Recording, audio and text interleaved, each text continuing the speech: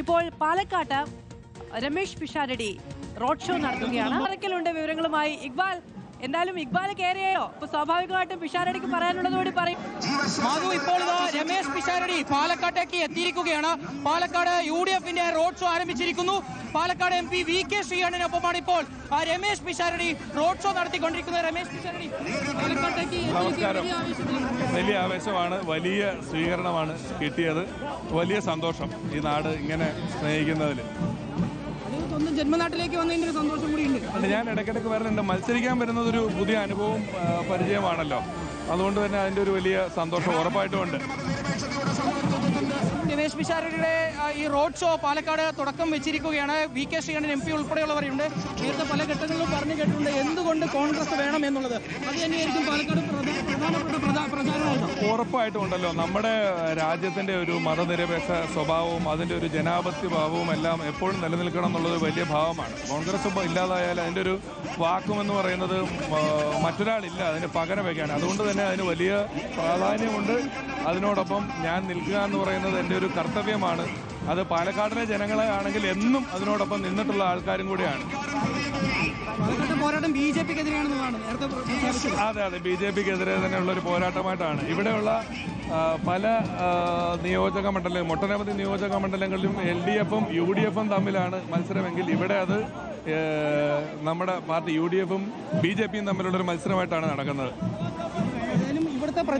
ഇവിടുത്തെ പ്രതീക്ഷ എന്ന് പറയുന്നത് ഇവിടുത്തെ കോൺഗ്രസ് സംവിധാനത്തിലുള്ള പ്രതീക്ഷ കൂടിയാണ്. സംവിധാനത്തിലുള്ള പ്രതീക്ഷയാണ്. കോൺഗ്രസ് സംവിധാനത്തിലും UDF-ന്റെ സംവിധാനത്തിലും ഒപ്പം ഇവിടുത്തെ ജനങ്ങളിലുള്ള ഒരു വലിയ വിശ്വാസവുമാണ്. ഈ നിയോജക മണ്ഡലത്തിലെ ജനങ്ങളിൽ ഒരു വലിയ വിശ്വാസം എപ്പോഴും എനിക്കുണ്ട്.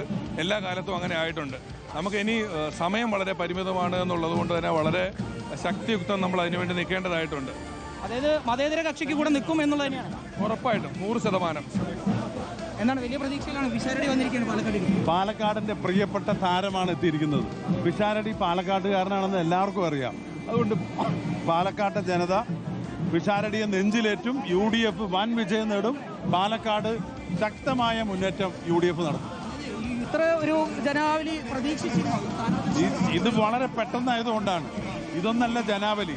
ജനാവലിയും പൂരൊക്കെ കാണാൻ പോകുന്നേ ഉള്ളൂ. UDF-ന്റെ ഒരു ഉരുക്ക് കോട്ടയിൽ മറ്റെന്താണ് ചോദിക്കാനുള്ളത്? UDF സ്ഥാനാർത്ഥി പിഷാരടി വന്നതിന് ശേഷം വലിയ ആവേശത്തിലാണ് ജനങ്ങളും പാർട്ടി പ്രവർത്തകരും. MP കണക്കുകളുടെ ഒരു MP കൂടിയാണ്. രാഹുലിന്റെ ഒരു ഭൂരിപക്ഷം പ്രഖ്യാപിച്ചിരുന്നു 15,000-ന് മുകളിൽ നിന്ന്.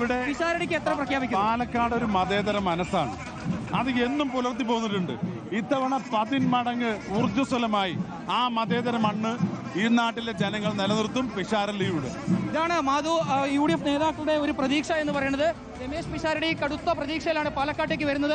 UDF-ന്റെ സംവിധാനത്തിലുള്ള ഒരു പ്രതീക്ഷ. അതിനോടൊപ്പം തന്നെ പാലക്കാടിന്റെ മണ്ണ് അത് എന്നും മതനിരപേക്ഷ അല്ലെങ്കിൽ മതേതര കക്ഷികൾക്കൊപ്പം നിൽക്കും എന്നൊരു പ്രതീക്ഷയാണ് പിഷാരടി പങ്കുവയ്ക്കുന്നത്. ഇപ്പോൾ VK ശ്രീകണ്ഠൻ ഉൾപ്പെടെ നമ്മളോട് പ്രതികരിച്ചിരുന്നു. അദ്ദേഹവും പറയുന്നത് വലിയ ഭൂരിപക്ഷത്തിന് പിഷാരടി ഇത്തവണ പാലക്കാട് നേടും എന്നുള്ളതാണ്. ഏതായാലും അല്പം വൈകിയാലും ഇപ്പോൾ പിഷാരടിയുടെ നേതൃത്വത്തിലുള്ള റോഡ് ഷോ പാലക്കാട് ആരംഭിച്ചിരിക്കുന്നു. അനേകായിരം ആളുകളുടെ എല്ലാം ഒരു സാമീപ്യത്തിലാണ് ഇപ്പോൾ ഈ റോഡ് ഷോ പുരോഗമിക്കുകയും ചെയ്യുന്നത്. ശരി, എന്നാലും രമേശ് പിഷാരടി റോഡ് ഷോയുമായി പാലക്കാട്ട് കളം നിറഞ്ഞിരിക്കുകയാണ്. അദ്ദേഹത്തിന്റെ പ്രതികരണമാണ് കണ്ടത്. പാലക്കാട്ടേത് ഒരു മതേതര മനസ്സാണ്. സ്വാഭാവികമായും BJP-യുമായിട്ടാണ് പോരാട്ടം നടക്കുന്നത്. പാലക്കാട്ട് വലിയ വിജയപ്രതീക്ഷ കൂടി പങ്കുവെക്കുകയും ചെയ്യുന്നു.